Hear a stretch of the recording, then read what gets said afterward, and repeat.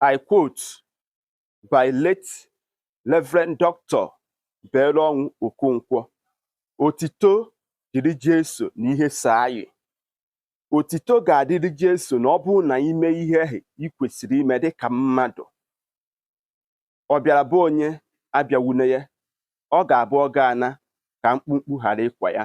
Igbo mụrụ nze, Igbo mụrụ ọzọ, ekene m unu.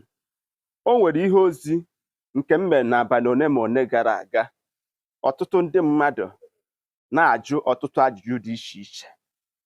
Agwara m unu si unu, the first means of growing a ministry bụ inye prophecies na ibu amụma ụgha.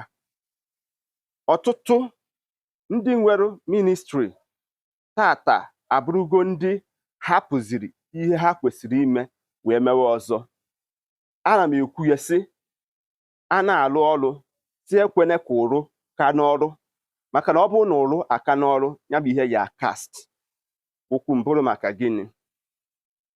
Amụma na ọfụ dịka the more you look, the less you see.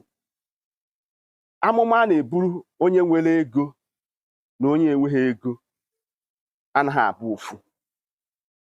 Onye nwere ego a ga na-eburu ya amụma prosperity, progress, ka ọ na-eme ọfụma maka ihi ego ya. Mana ọ bụrụ onye enweghị ego, amụma a ga na-eburu ya bụ na nne na nna ya na-ata ya amụsụ. Eziokwu na-eji ha anya ọma were eje oke ekpere.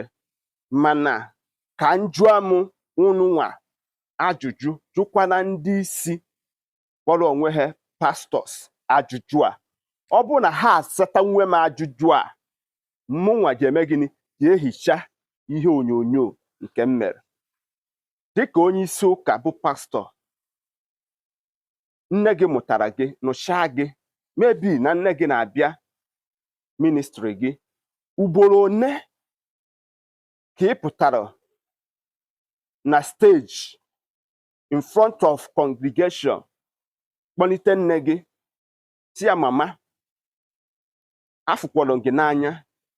Eziokwu na iburu m for complete 9 months, mụọ m, zụọ m, lee ọlaọcha na ọla edo m, were zụpụta m wee bụrụ mmadụ tata. Mama, ị ma na ebu amoosu, ị ma na ebu winch. Nọọsụ nsi n'aka gị wee pụ ka m nwetara onwe m. Gwa m ofu onye isi ụka kwunugoro ihe n'ebe congregation nọ. Ọ ga-abụ okwu ma bụrụ inu.